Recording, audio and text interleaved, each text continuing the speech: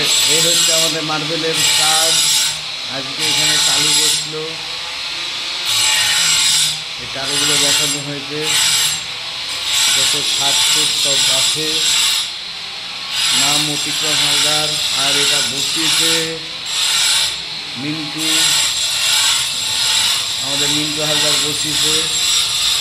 এই যে আমাদের কাজ হচ্ছে